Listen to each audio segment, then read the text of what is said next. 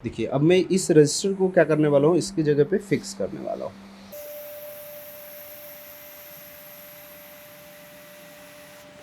देखिए, ये कनेक्टर लगा हुआ है, इसमें डीसी पावर को क्या करना है और कनेक्टर को लगाना है पावर। ये देखिए लोड लेना शुरू कर दिया है बोर्ड। ये देखिए बोर्ड हमारा ऑन भी हो चुका है, ये देख सकते हैं। तो एक बार चेक करेंगे, और क्योंकि बिकॉज़ थोड़ा-सा अगर हीट सिंक रहता तो ज़्यादा अच्छा रहता। ये देखिए बोर्ड में डिस्प्ले आ चुका है।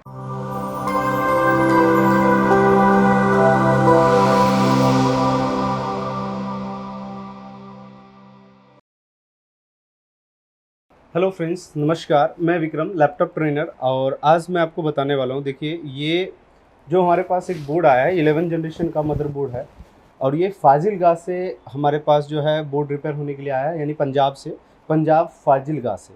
और यहाँ पर जो बोर्ड देख सकते हैं, आरबीएम इंटरप्राइज से ये बोर्ड आया है। और ये जो हमारे पास मदरबोर्ड है, और ये डेड कंडीशन में मदरबोर्ड है। तो अभी तो फ़िलहाल मैंने इसे चेक नहीं किया। अभी देखते हैं, लाइव चेक करते हैं और देखते हैं कि ये बोर्ड किस कंडीशन में है, और ये बोर्ड रिपेयर हो सकता है या नहीं हो सकता है, क्योंकि ऑलरेडी ये रिपेयर हो करके आया हुआ है हमारे पास। तो फ़िलहाल मैं चेक करूँगा, देन उसके बाद ही पता चलेगा कि इस बोर्ड का कंडीशन क्या है। तो चलिए, आज मैं आपको बताऊँगा स्टेप बाय स्टेप कि बोर्ड अगर कोई भी डेड कंडीशन में आता है तो उसको क्या-क्या चीज़ें हम चेक करेंगे और क्या-क्या चीज़ों को हमें फ़ॉलो करना चाहिए। तो चलिए और देखते हैं इस वीडियोस के अंदर कि क्या-क्या चीज़ें हैं। और देखिए दोस्तों, अगर आपको भी अगर लैपटॉप रिपेयरिंग कोर्स करना है तो ज्वाइन करें मल्टीटेक इंस्टीट्यूट को। और ये अपना Delhi Tilak Nagar metro station gate number 3 के बैक साइड में है। और हमारे पास जो कोर्स है ऑनलाइन और ऑफलाइन दोनों ही अवेलेबल है। तो आपको जैसा भी ठीक लगता है, तो ऑफ़लाइन, ऑनलाइन दोनों ही कोर्स कर सकते हैं आप हमारे पास से। और चलिए फ़िलहाल दिखाता हूँ मैं आपको कि इस बोर्ड के अंदर की क्या-क्या फ़ॉल्ट है और किस तरीके से चेक करते हैं। तो उस टॉपिक के ऊपर आते हैं और देखते हैं कि क्या-क्या चीज़ें हम चेक कर सकते हैं इसके अंदर। देखिए, अब मैं यहाँ से सबसे पहला क्या अपने को चाहिए, तो उस चीज़ों के ऊपर हम बात करेंगे इसमें। देखिए, बोर्ड को रिपेयर करने के लिए सबसे पहला हमें क्या चाहिए कि स्कीमेटिक चाहिए। और स्कीमेटिक के लिए हमारे पास ये देखिए, ये हमारे पास बोर्ड है, और इसका हमें क्या करना है, स्कीमेटिक का पहले डाउनलोड करना पड़ेगा, क्योंकि बिना स्कीमेटिक के इस चीज़ों को हम चेक कैसे करेंगे। तो सबसे पहले स्कीमेटिक ले लेते हैं। यह स्कीमेटिक से पहले अगर मैं कहूँ तो पहले बोर्ड का कंडीशन चेक कर लेते हैं कि अगर उसका स्कीमेटिक की ज़रूरत पड़ेगी तो हम इस्तेमाल करेंगे, अगर उसकी ज़रूरत नहीं होगी तो फिर स्कीमेटिक का इस्तेमाल हम नहीं करेंगे। तो चलिए देखिए, और सबसे पहले मैं क्या करता हूँ, यहाँ से बोर्ड में पावर को कनेक्ट करता हूँ। यहाँ पे नो डिस्प्ले वारंटी दे रखा है, पता नहीं क्या है, लेकिन बोर्ड हमारा है ये डेड, जहाँ तक कि मैंने देखा है इसको। और इसमें कनेक्टर को क्या करेंगे, कनेक्ट कर देंगे। और यहाँ पे देखेंगे मैंने कनेक्ट कर दिया, और यहाँ पर देख सकते हैं डीसी का जो लोड है वो बिल्कुल 0.00 है, यानी बोर्ड में कोई भी पावर यहाँ पर क्या हो रहा है, जनरेट नहीं हो रहा है। तो इस रीडिंग से तो ये पता चलता है, या अगर इसका, या तो इस कंडीशन में देखिए रीडिंग से हम ये पता कर लेते हैं, अगर रीडिंग का कोई भी कंजक्शन नहीं हो रहा है तो इस केस में दो चीज़ों का फॉल्ट होता है। सबसे पहला, या तो आपका वोल्टेज सेक्शन ख़राब है, दूसरा या आपका स्टेप डाउन सेक्शन में प्रॉब्लम है। यही दो चीज़ सेक्शन में इसमें फॉल्ट हो सकता है। बाकी हम चेक करेंगे तो पता चलेगा कि किस सेक्शन में फॉल्ट है, और उसके बारे में फिर करेंगे काम तो पता चलेगा।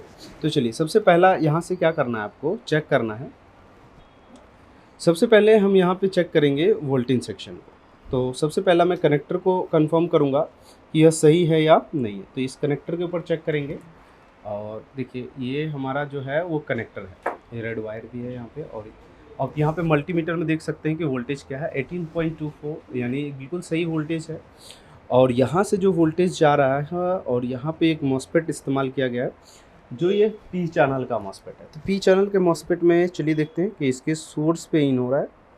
यहाँ पे वोल्टेज देख सकते हैं कि सोर्स पे इन हो रहा है, बिल्कुल सही है। और ये दूसरे सोर्स पे भी इन हो रहा है, तो ठीक है। ये सोर्स पे इन हो रहा है, तो गेट का वोल्टेज एक बार चेक करेंगे, और 17 वोल्ट है गेट पे। और आउटपुट देखते हैं क्या है, आउटपुट 0 है, तो सेकंड वाले मॉसफेट पे भी नहीं बनेगा, और इस साइड भी वोल्टेज आउट नहीं करेगा, यानी इसके पीआर पे भी वोल्टेज नहीं मिलेगा अपने को। देखिए, यानी वोल्टेज सेक्शन का जो कॉमन पॉइंट का जो पीआर है वो देखना पड़ेगा कहाँ पे लगा हुआ है, पर देखना पड़ेगा पीआर जो है वोल्टेज सेक्शन का वो किस एरिया में लगा हुआ है, ये रहा।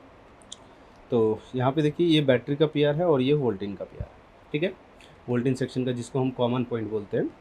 और यहाँ पे जो वोल्टेज देखेंगे तो ये वोल्टेज क्या है, बिल्कुल ज़ीरो है। अगर आपको पीआर के बारे में नहीं पता है तो आप इस तरीके से ट्रेसिंग कर सकते हैं। पावर को यहाँ पे देखिए मैंने ऑफ़ कर दिया और मल्टीमीटर को बजर रेंज पे सेट करूँगा और उसके अकॉर्डिंग चेक करना। देखिए सबसे पहला क्या होगा, यहाँ पे वोल्टेज आया और इस मॉसफेट के ऊपर इन हुआ, और इस सेकंड वाले फर्स्ट मॉसफेट से जब आउट होगा तो सेकंड वाले मॉसफेट पे इन करेगा, और सेकंड मॉसफेट से जो आउट होगा वो जाएगा वोल्टेज सेक्शन के पीआर के ऊपर, यानी वोल्टेज सेक्शन का जो कॉमन पॉइंट होता है उस कॉमन पॉइंट के ऊपर जाएगा। तो कॉमन पॉइंट का जो रजिस्टर लगा हुआ है वो यहाँ पे लगा हुआ है, ये देखिए यहाँ पे कंटिन्यूटी आ रहा है, लेकिन यहाँ पर जब तक वोल्टेज नहीं आएगा तब तक हमारा बोर्ड क्या होगा, ऑन नहीं होगा।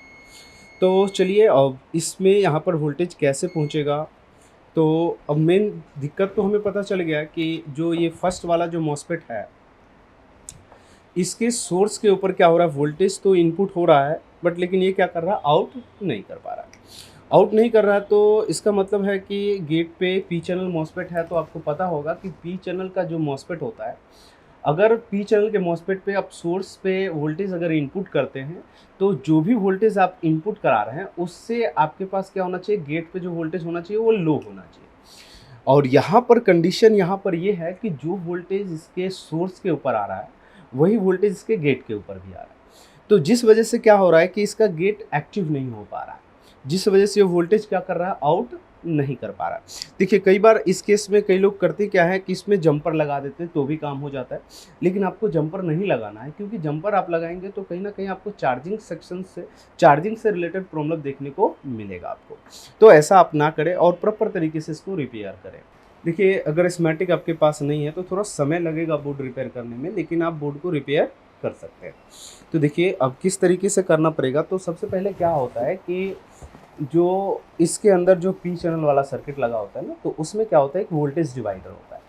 वोल्टेज डिवाइडर के जरिए बोर्ड में जो वोल्टेज है वो लो किया जाता है। तो सबसे पहले चलिए और यहाँ से देखेंगे कि किस प्रकार हम कर सकते हैं। तो अब देखिए दोस्त, हमें इसको ट्रेसिंग करके ही बोर्ड को क्या करना होगा, हमें रिपेयर करना होगा, क्योंकि इसके अंदर वो सारी चीज़ें हैं नहीं। तो यहाँ पर देखिए सबसे पहला आपको करना क्या, जो फर्स्ट वाला मॉसफेट होगा ना, जो हमारा ये फर्स्ट वाला मॉसफेट है, इसके अंदर क्या करना है, आपको गेट के ऊपर रखना है और इसमें इससे दो रजिस्टर आपको मिलेंगे, उस रजिस्टर को फाइंड करना है। तो यहाँ पे कोई भी रजिस्टर मुझे दिख नहीं रहा है फिलहाल, यहाँ पे है नहीं। तो अब बोर्ड को क्या करना है, यहाँ से आपको पलट देना है। पलटने के बाद मैं पहले चेक कर लेता हूँ, फिर मैं आपको बताता हूँ। ये देखिए ये हमारा दो रजिस्टर यहाँ पर मिल चुका है, जो मैंने अभी फाइंड किया है इसके अंदर। ये देखिए ये रहा हमारा रजिस्टर, जो कि देखिए ये हमें फिजिकल ही मिल रहा है कि ये रजिस्टर जो है आधा टूटा हुआ है। ये देखिए ये 2 पॉइंट है और ये R1 है या R2 ख़राब है वो देखना पड़ेगा। तो आप क्या करें, एक प्रोब को ग्राउंड पे लगाएं, जो ग्राउंड के साथ बीप करेगा वो R2 होगा। ये देखिए R2 यहाँ से ओपन है, ठीक है। R2 जो रजिस्टर है आधा पर से ये टूटा हुआ है। अब मेन चीज़ है कि इस रजिस्टर की वैल्यू, कितनी वैल्यू की हम रजिस्टर को लगाएंगे तो इसमें वोल्टेज आएगा। तो देखिए जहाँ तक कि मेरा है तो मैं इसमें 64K का लगा दूंगा तो भी मेरा काम हो जाएगा। तो यहाँ से क्या करूँगा, तो फिर मैं यहाँ से एक रजिस्टर, ये जो रजिस्टर है जो आधे पे से देखो डैमेज हो रखा है या किसी ने ज़बरदस्ती तोड़ दिया है, मुझे पता नहीं। ये देखिए ये इसमें छोटा सा, ये देखिए छोटा सा पार्ट निकला है आधा सा, और बाकी इसका पार्ट क्या है, ये टूटा हुआ है। यहाँ से देखिए आधा पार्ट है, या तो ये रजिस्टर फट गया है या किसी ने ज़बरदस्ती इसको फॉल्ट कर दिया है, वो चीज़ों को देखना पड़ेगा। और देखिए फ़िलहाल मेरे पास रजिस्टर बुक है, मैं उसके ज़रिए क्या करूँगा, एक रजिस्टर निकाल के इसमें फ़िक्स करूँगा। देखिए मेन चीज़ है कि आपके पास ट्रेसिंग का भी नॉलेज होना ज़रूरी है, क्योंकि जब तक ट्रेसिंग नहीं करेंगे, अगर स्कीमेटिक आपके पास नहीं है तो फिर बोर्ड रिपेयर करने में आपको दिक्कतें आएगी। तो देखिए मैं यहाँ पे अपने मन से लगा रहा हूँ, क्योंकि बाकी जो बोर्डों में होता है मैं उसके अकॉर्डिंग इसमें क्या कर रहा हूँ, चीज़ों को लगा रहा हूँ। यहाँ पे रजिस्टर वाले बुक से मैं एक रजिस्टर को निकालूंगा। ज़्यादातर जो इसमें लगा होता है 64K का लगा होता है, 63, 67 का एक लगा देते हैं, कोई दिक्कत नहीं है।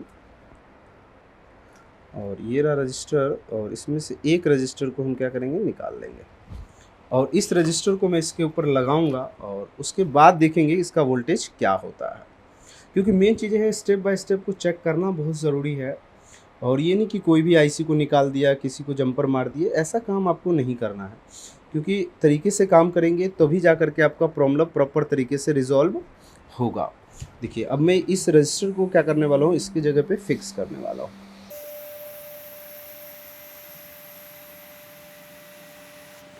ये देखिए रजिस्टर को मैंने यहाँ पे क्या कर दिया है, ये फिक्स कर दिया है। यहाँ पे फ़िलहाल मैंने इसको फिक्स कर दिया है। बाकी इसमें देखते हैं कि इसका कंडीशन में कुछ बदलाव होता है या नहीं होता है, या सेम कंडीशन में है, क्योंकि पहला जो फॉल्ट हमें दिखा है उस फॉल्ट को रिपेयर करने के बाद ही हम जब अगले सेक्शन में एंट्री करेंगे तभी हमें पता चलेगा कि आगे और क्या फॉल्ट है।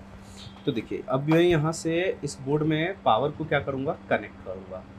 देखिए ये कनेक्टर लगा हुआ है, इसमें डीसी पावर को क्या करना है और कनेक्टर को लगाना है। पावर ये देखिए लोड लेना शुरू कर दिया है बोर्ड। ये देखिए बोर्ड हमारा ऑन भी हो चुका है, ये देख सकते हैं।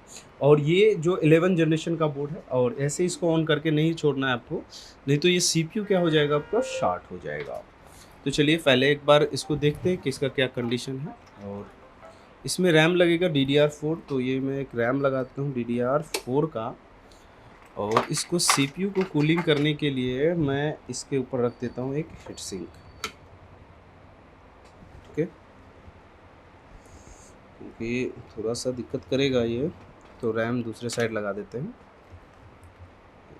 दूसरी साइड रैम को लगा देते हैं और इसके ऊपर हीट सिंक को रख देते हैं। और इसको मैं एक सीपीयू ही रख दे रहा हूँ, इसके ऊपर थोड़ा सा पेस्ट लगा देते हैं जिससे कि चिपका हुआ रहेगा इसके ऊपर। ठीक है, और क्योंकि इसको ज़्यादा देर तक आप ऑन करके नहीं रख सकते, क्योंकि हीट सिंक के साथ ये बोर्ड आया नहीं है हमारे पास, और ये बिना हीट सिंक का आया है। तो इसको मैं कनेक्ट करूँगा। ये देखिए बोर्ड का लोड जो है बिल्कुल सही है, और ये बोर्ड देख सकते हैं यहाँ पे इंडिकेटर भी चल रहा है। और जैसे कि पहले लोड नहीं था, अब इस बोर्ड में थोड़ा कीबोर्ड लगा करके डिस्प्ले को भी चेक कर ही लेते हैं साथ में, तो हमारा ये भी काम हो जाएगा। चलिए देख लेते हैं एक बार, नहीं होगा तो फिर एक बार रैम को वगैरह चेंज करके हमें देखना पड़ेगा, क्योंकि बोर्ड का लोड तो बिल्कुल सही जा रहा है। और बोर्ड ये देखते हैं क्या कहता है। तो पहले तो नंबर तो ये 3 बार पहले रीस्टार्ट होगा, क्योंकि डेल का काम ही यही है, 3 बार जब तक रीस्टार्ट नहीं होगा तब तक बोर्ड ऑन होगा, डिस्प्ले देगा नहीं। तो एक बार चेक करेंगे, और क्योंकि बिकॉज थोड़ा सा अगर हीट सिंक रहता तो ज़्यादा अच्छा रहता। ये देखिए बोर्ड में डिस्प्ले आ चुका है, जैसे कि आप देख सकते हो ये बोर्ड में डिस्प्ले यहाँ पे आ चुका है। सर थोड़ा सा जूम करके दिखाएंगे इसको, और इस तरीके से यहाँ पर देख सकते हो कि ये बोर्ड में डिस्प्ले देखता आपको नज़र आ रहा होगा।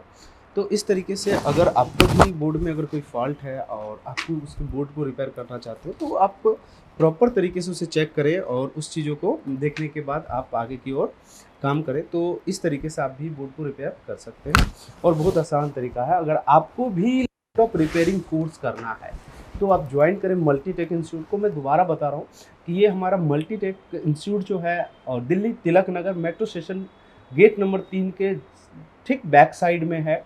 और मैं दोस्तों अगर ये वीडियो पसंद आए तो इसे लाइक कीजिए, शेयर कीजिए, और कमेंट्स ज़रूर करें आप। और कोई भी आपको इसके ऊपर कोई वीडियोस चाहिए या कोई सेक्शन के ऊपर आपको वीडियोस चाहिए होता है, क्योंकि जैसे आपका कमेंट्स आता है उसी अकॉर्डिंग हम कोशिश यह करते हैं कि उसी अकॉर्डिंग आपको वीडियोस बहुत जल्दी से जल्दी मैं आपको प्रोवाइड कर सकूं। फिलहाल इस वीडियो में इतना ही, मिलते हैं नेक्स्ट वीडियो में। Thank you so much.